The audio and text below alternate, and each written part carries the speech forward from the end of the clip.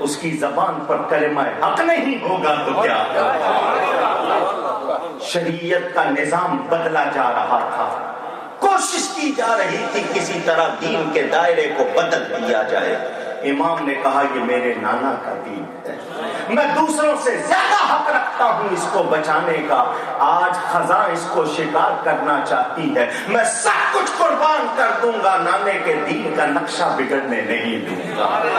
یہ تقویٰ کی بقا کے لیے، اسلام کو اس کی اصل پر باقی رکھنے کے لیے۔ علامہ اقبال یاد آتے ہیں مجھے، حضرت سیدہ فاطمہ زہرا کی شان میں کہتے ہیں مادر آں مرکز پرکار عشق، مادر آں قافلہ سالار عشق۔ پرکار جانتے ہیں؟ کمپاس، ٹھیک ہے نا؟ نوک گاڑ دی ایک جگہ، پینسل لگائی اور کیا بنایا؟ سرکل، دائرہ۔ وہ نوک اگر سینٹر سے مرکز سے ہل جائے دائرہ صحیح بنے گا؟ اونچی؟ علامہ اقبال کہتے ہیں سیدہ آپ کس کی ماں ہیں؟ عشق کے پرکار کے مرکز کی ماں۔ اگر پرکار کی نوک سینٹر سے مرکز سے ہل جائے دائرہ درست نہیں بنتا۔ امام کربلا میں اگر اپنے اسٹینڈ پوائنٹ سے ہل جاتے دین کا دائرہ درست نہیں رہتا۔ انہوں نے دین کے دائرے کو درست رکھنے کے لیے قربانی دی ہے۔ یہ قربانی بہت بڑی قربانی ہے، میں اور آپ اس کی پوری طرح حقیقت کو پا سکتے نہیں۔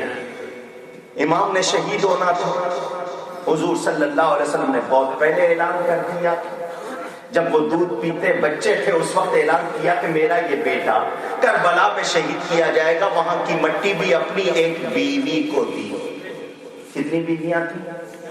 ایک وقت میں 11 تھی، مگر ایک بیوی کو دی۔ اسی کو کیوں دی؟ دوسروں کو کیوں نہیں دی؟ پتا تھا کہ اس وقت یہی زندہ ہوگی۔ جو نبی کے علم پر انکار کرتے ہیں ذرا اپنے علم کو ناپیں، میرے نبی کے علم کی حقیقت کو وہ پا سکتے۔ حضرت ام سلمہ کو بھی پتا تھا، فرمایا جس دن یہ مٹی خون ہو جائے سمجھ لینا میرا بیٹا کربلا میں شہید ہو جائے۔ میں بہت کچھ چھوڑنا چاہتا ہوں کیونکہ تقریر یہ میں 2 راتوں میں کرتا ہوں، یہاں مختصر کرنی ہے، بہت کچھ چھوڑ رہا ہوں، بڑی باتیں چھوڑ رہا ہوں۔ میرے دوستوں اور بزرگوں یاد رکھنا، امام کا مقصد اللہ کے دین کی بقا تھا۔ امام کسی کمزوری کا مظاہرہ کرتے تو آج اعتراض ہوتا۔ امام نے بتا دیا میں اپنی جان دے سکتا ہوں، نانے کے دین کو بگڑتا ہوا نہیں دیکھ سکتا۔ امام عالی مقام نے کوئی کسی کمزوری کا مظاہرہ، اب میں شہادت کی بات کروں، سب کو پتا تھا کہ یہ ہونا ہے۔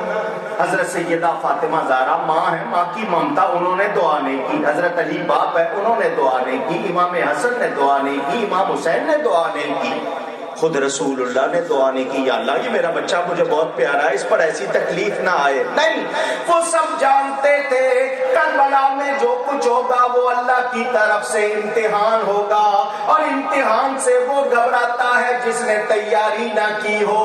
امام تو اللہ کے پیارے تھے، امام نے کہا مولا تو کسی کا امتحان کرتا ہے اس کو خوف میں ڈال کر، کسی کا امتحان کرتا ہے بھوک پیاس کی تکلیف دے کر، کسی کا امتحان کرتا ہے مال کے نقصان سے، کسی کا امتحان کرتا ہے اس کی جان کو خطرے میں ڈال کر، کسی کا امتحان کرتا ہے اس کے بچے لے کر۔ مولا میرے امتحان میں یہ سب کچھ رکھ دے، غریب الوطنی بھی رکھ دے، خوف بھی رکھ دے، بھوک پیاس بھی رکھ دے، مال کا نقصان بھی رکھ دے، میری جان بھی لے لے، بچے بھی لے لے، میں سب کچھ قربان کر کے یہی کہوں گا مولا جو تیری رضا ہے وہ میری رضا ہے۔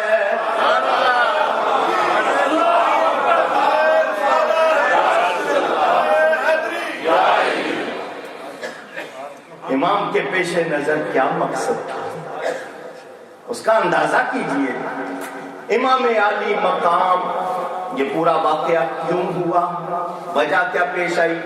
یزید تخت نشین ہوا، ملوکیت کا دور امام امیر معاویہ سے شروع ہوا، اس سے پہلے خلافت علی منہاج النبوت تھی، حضور نے فرمایا 30 سال رہے گی پھر ملوکیت۔ حضرت امیر معاویہ صحابی ہیں، بیٹا غلط ہو جائے تو باپ ذمہ دار، ورنہ نوح علیہ السلام کو کیا کہو گے؟ نہیں سمجھ آ رہا؟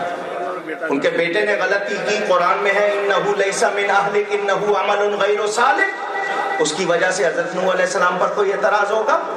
ہاں، باپ سکھائے غلطی کرو تو باپ ذمہ دار ہے۔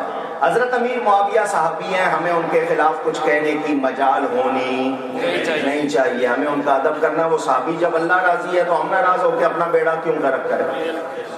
نہیں سمجھ آ رہی بات؟ میرے دوستوں اور بزرگوں سنیں توجہ سے، امام علی مقام مکہ مکرمہ سے چلے 82 افراد کا قافلہ، 82%، 72 مرد اور 10 عورتیں بچے۔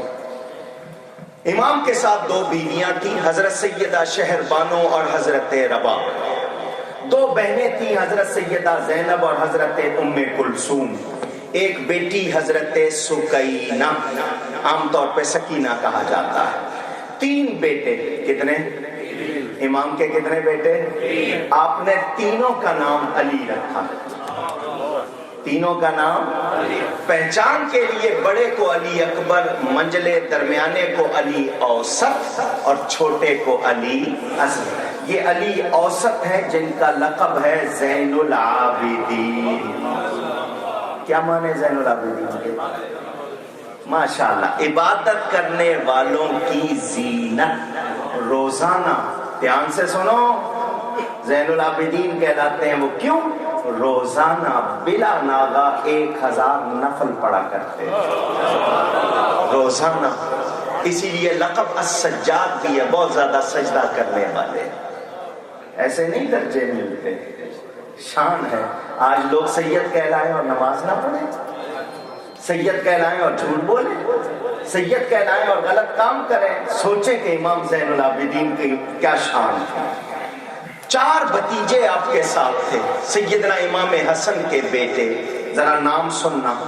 ایک بیٹے کا نام ہے قاسم بن حسن، دوسرے کا نام عبداللہ بن حسن، تیسرے کا نام ابو بکر بن حسن، چوتھے کا نام عمر بن حسن رضی اللہ۔ امام حسن اپنے بیٹوں کے نام ابو بکر اور عمر رکھ رہے ہیں، یہ محبت کی نشانی ہے یا نہیں ہے؟ ان میں بڑی محبت تھی، لڑ رہے ہیں آج والے، وہ بڑا پیار کرتے تھے ایک دوسرے سے۔ دشمنوں کے نام پر اولاد کے نام رکھے جاتے نہیں۔ 5 بھائی آپ کے ساتھ تھے، مائیں الگ ہے، باپ ایک ہے، حضرت علی کی اولاد، حضرت عباس بن علی، محمد بن علی، جعفر بن علی، عمر بن علی، عثمان بن علی رضی اللہ عنہ۔ یہ نام بھی آپ نے سنے۔ 3 چچازاد تھے آپ کے ساتھ، عبداللہ، عبد الرحمن اور جعفر بن عقیل رضی اللہ عنہ۔ 2 بھانجے سیدہ زینب کے بیٹے محمد اور عون، یہ حضرت عبداللہ بن جعفر طیار کے بیٹے رضی اللہ عنہ۔ صحابہ نے روکا، صحابہ نے حضرت امام حسین کو جانے سے روکا، کربلا نہ جائیں، کوفہ نہ جائیں، کوفہ۔ میرا نام کوکب نورانی اکاڑوی، میرے والد صاحب کا نام حضرت مولانا محمد شفیع اکاڑوی رحمت اللہ تعالی علیہ۔ کلمہ پڑھتا ہوں لا الہ الا اللہ محمد رسول اللہ صلی اللہ علیہ وسلم، یہ سب میرے گواہ ہے، ریکارڈنگ ہو رہی ہے۔ مجھے ایک کتاب دکھاؤ، ایک جس میں کسی صحابی نے کہا ہو امام آپ کا موقف غلط ہے، ایک کتاب دکھاؤ۔ سب نے یہی کہا کوفے والے بھروسے کے لائق نہیں ہے۔ کسی صحابی نے یہ نہیں کہا کہ امام آپ کا نکلنا غلط ہے، آپ کا موقف غلط، کسی نے یہ کہا نہیں۔ بات سمجھ میں آ رہی ہے؟ آپ کی میں نے تسلی کے لیے راستوں کی ناکہ بندی ہو گئی، مختصر کروں گا ورنہ بہت پھیل جائے گی بات۔ جاسوس چھوڑے ابن زیاد نے رستوں میں کہ مجھے خبر دیتے رہے، آپ چل رہے ہیں راستے میں آپ کو اپنے چچا زاد بھائی مسلم بن عقیل کی شہادت کی خبر ملی، آپ نے کہا انا للہ و انا الیہ راجعون، استرجاع کہتے ہیں. کیا ہے؟ ہم نے تو ابھی سنا تھا ان کا خط آیا تھا حالات تسلی بخش ہیں، اور اب ہم سن رہے ہیں ان کو شہید کر دیا گیا. اتنی جلدی اتنا بڑا انقلاب، کیا کریں؟ ساتھیوں سے مشورہ کیا، بولو کیا کہتے ہیں. سب نے کہا جاننا چاہیے، جا کے معلوم کرنا چاہیے آخر یہ ہو کیسے گیا. تقدیر ان کو کشاں کشاں لیے جا رہی ہے. امام چلتے رہے.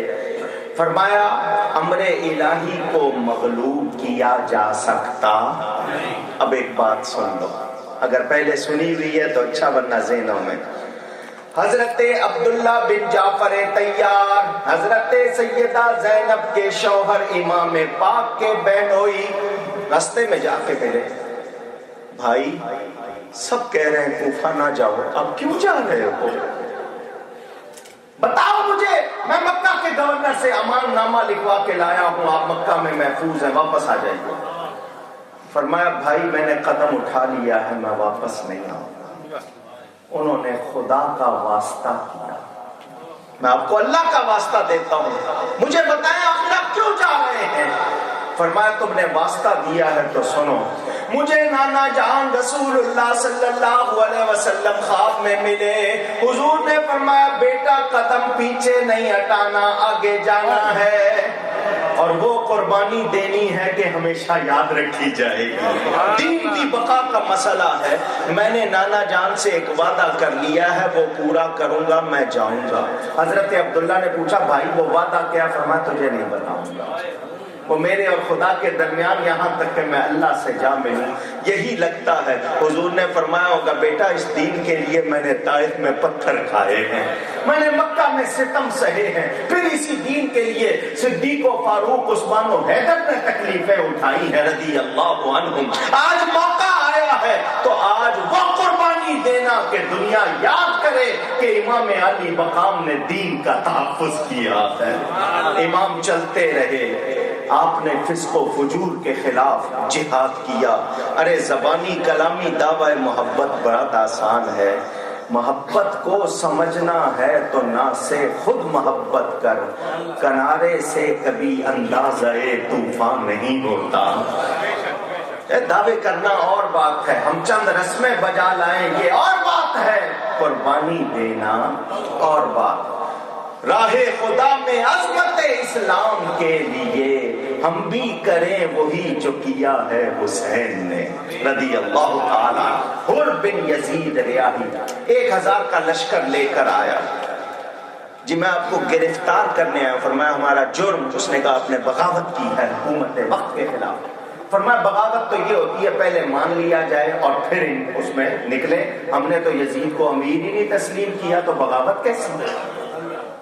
اور دیکھو میں اس کے خلاف کوئی بغاوت کے طور پر نہیں نکلا، یہ مجھے کوفے والوں نے دعوت دی. امام نے تھیلے کھول دیے خطوط کے. اس زمانے میں یہ ٹیکنالوجی نہیں تھی، اتنی فاسٹ لائف نہیں تھی. پیدل آنے جانے والے خط لاتے تھے. 150 خط تھا، اور شیعہ مذہب کی کتابوں میں لکھا 12,000 خط تھے. مقتل ابن نمہ میں 12,000 کی تعداد، اور ہمارے ہاں تعداد کتنی؟ اس دور میں 150 خط آنا بھی بڑی بات. جب اس نے دیکھا تو اس نے کہا جی مجھے اس حقیقت کا پتہ نہیں، آپ جا بھی کوفہ رہے ہیں، میں نے گرفتار کر کے بھی کوفہ لے جانا ہے. میں آپ کو گرفتار تو نہیں کروں گا مگر کسی اور طرف جانے بھی نہیں دوں گا. مگر وہ سعید تھا. سعید کہتے ہیں نیک بخت کو، شقی کہتے ہیں بدبخت کو. وہ سعید تھا. جب بھی نماز ہوتی امام کے پیچھے پڑھتا تھا، الگ نماز نہیں پڑھتا تھا، امام کے پیچھے پڑھتا تھا. یہ چلتے رہے. محرم کی 2 تاریخ 61 ہجری 61 آفٹر ہجرہ جمعرات کا دن تھا. امام ایک میدان میں پہنچے. کوفہ کچھ میل کے فاصلے پر تھا.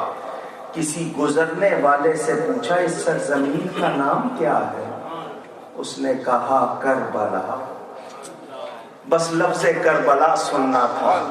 امام نے جو کہا شاعر ترجمانی کرتا ہے. دشمن یہاں